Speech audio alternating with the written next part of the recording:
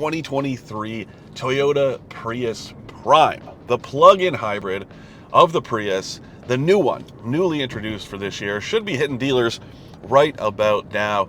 And what I can tell you is, what a glow up. I mean, you guys have seen the pictures, I'm sure. Take a look at it now. This thing looks great. It's one of the most radical transformations I have ever seen. The kind of stuff we'd usually reserve for Kia and Hyundai. Those generational changes that are just so drastic. This one is right up there, and it looks so good. It's got a really sleek shape, really modern. That is the key for me, but also that this feels very mature and refined compared to the last Prius Prime. Not that that was a bad car, this one is just better. It feels better to drive. It's very pleasant from behind the wheel. There's tons of tech, all of that style, but we should talk about the powertrain. Now, there is more net horsepower than before, quite a bit more, actually. I think it's 220 net horsepower now versus 121 last time. That is a significant boost, and so is the battery pack's capacity. It went from 8.8 kilowatt hours to 13.6. And that also means there is quite a bit more all-electric range, although it depends on the trim because the wheel sizes change quite a bit from one to the next. So if you go with the entry-level trim, you get the smaller wheels, and that means you should be able to cover an estimated 72 kilometers between charging the battery, which is quite a lot for a plug-in hybrid. And then if you go with the bigger wheels, well, that drops to 64, which is still a significant increase. I think the last one could only do 40 kilometers or so. Now, yeah, it was possible to overachieve, and I'm sure it is here too, but I'm just talking about the official numbers. That is quite a bit.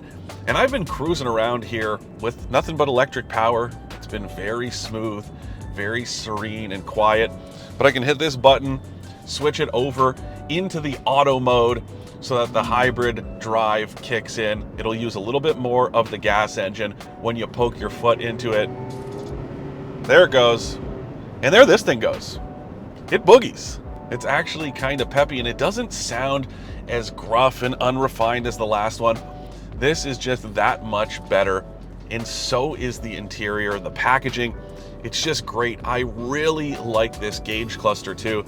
It's the same style that you can get in the Toyota BZ4X, the Subaru Solterra, and the Lexus RZ. So it sits really high up, and it almost negates the need for a head-up display. Now, there's no head-up display in here, but in the Lexus RZ, you can get one, but you really don't need one because it puts the gauges very close to the windshield, so you barely have to drop your eyes to see what's going on there. That is great. This thing also has Toyota's latest advanced safety feature, and it has absolutely everything the brand could throw at it, including traffic jam assist. And the way that system works is it will actually take over just about all the vehicle controls, including steering, up to about 40 kilometers an hour if you are stuck in stop and go traffic.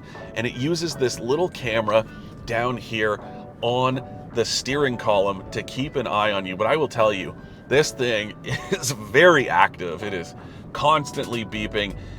Doesn't matter if you just take your eyes off the road for a quick second to look down at the screen.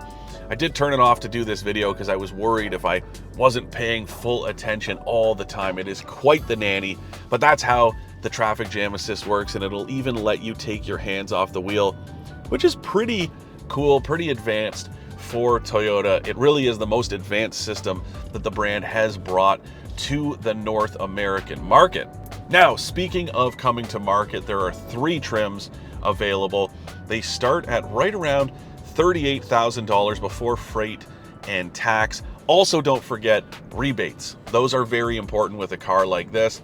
And then you can get a mid-grade trim that's about 43 grand before freight and tax, or the top trim that's something like 47,000 bucks. That's the one I'm driving now.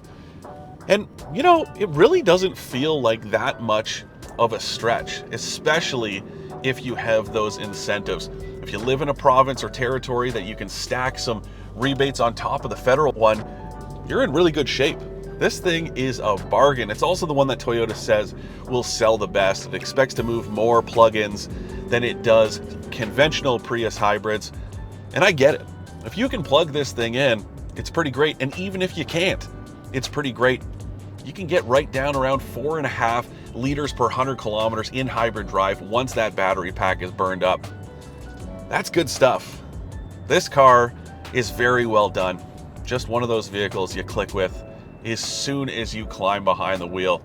This really is an all-new Prius. I hate using that term, but man, it just doesn't feel anything like the last one.